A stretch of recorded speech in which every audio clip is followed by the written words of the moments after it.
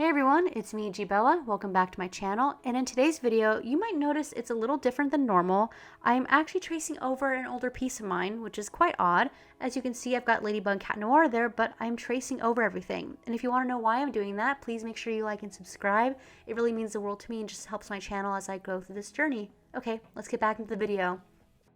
So the reason why I'm tracing over this piece of artwork is mostly due to the fact that the original drawing that you see in the background, or at least right here in the upper left-hand corner, is because the original was just way too small to work with. If I ever wanted to turn it into a print or do something more with it, I would have to rescale it and then draw over it, because when it's that small, the pixels do not like to be warped and scaled up. They just do not like it. You know, I know vectors are really nice and they just stay crisp and nice whether you scale them up or down. Pixels, on the other hand, are more finicky, and even though pixels are what most artists will work with, whether they're drawing in Procreate or Photoshop or Krita or any of those programs out there, they just still come with some drawbacks, and the pixel thing being one of them.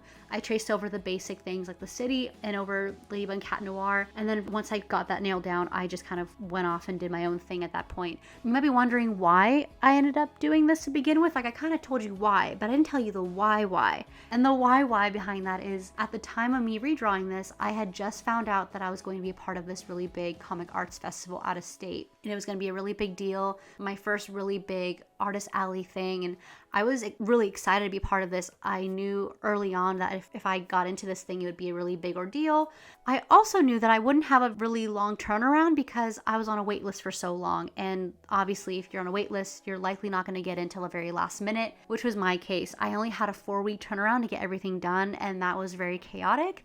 So I had to go through all of my old artwork to see, okay, what do I have that I can just, all right, send to the printers and have it taken care of? What are some things that I can just touch up and fix and have that ready to go? And this was one of those pieces. I'd always wanted to turn this sunset piece into a print, and I finally had the opportunity and the motive to do so, which was really nice, and I'm super grateful I had the opportunity, and I just love it so much. And I really didn't realize how much I had grown from one year to the next, from when I drew the original in 2022 to August of 2023. It was very clear that even in that year I had grown as an artist. And if you're an artist and you really want to see growth, pick a character, whether it's your own or, you know, a fan character, and then draw them once a year. Like, you can draw them throughout the year, but draw them specifically in a certain pose and then redraw them again the following year on the same time.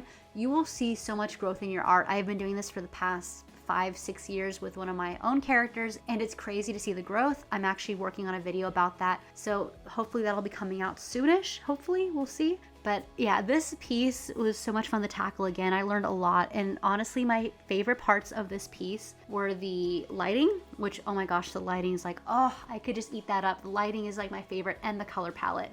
Those two things were my top favorite things to work on in this entire piece, and they were the favorite things to work on originally, but just working on them again with that fresh perspective was just super nice. So I'm going to talk about the colors first. The colors were really sweet to work on. I really wanted a cohesive color palette, which basically means that all of the colors in this photo really complement each other super well. I really wanted it to feel warm and fluffy and airy. I didn't want anything to feel weighed down.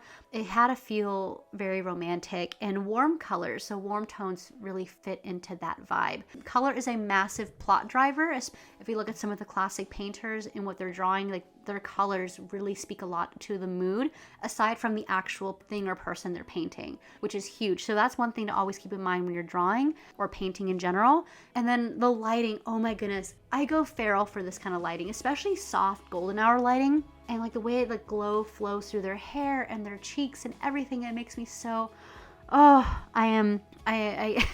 you can hear it in my voice. I just go bananas for this sort of thing. It's just so fun to work on, especially when you're painting, and you can observe how the light just cascades around them, and it's just so beautiful. You have that harsher rim lighting around them, which is kind of very thin, like a silver lining thing, or in this case a golden lining. But then as the light sort of scatters around them, it's like this, it creates this glowing effect, and I can't explain it, but if you're an artist and you've been drawing for a while, and if not, and if you're a photographer, if you just know, you know. what I'm talking about. And it's such a cool thing to draw, try to capture, and I really wanted to incorporate that into this piece. It was really important to make sure that Ladybug and Cat Noir have, you know, that proper lighting going around them. And obviously I need to grow in my artwork. I'm sure if I ever draw this piece again or something else with a lot of lighting, I can compare back to this piece and be like, wow, I've grown a lot. And that's just part of being an artist. And yeah, it's just super fun. And it was just such a blast to work on this piece again. And as for the art convention itself, or the festival, it went really well. There were some hiccups, but it was honestly such a fun time. The hiccups were not really that big of a deal. If you want to know more about how that went, I could do a story time in another video. And if you'd like to see more videos like the one you just saw, where I kind of give some backstory behind the piece I'm working on, please let me know. It really means the world to me to have your love and your support, and just hearing your feedback. Like I said, it just really is helpful for me as an artist as I go about this journey. But that's all for now, and I hope you guys have a great day, evening, morning, wherever you are, and I'll see you guys later. Bye!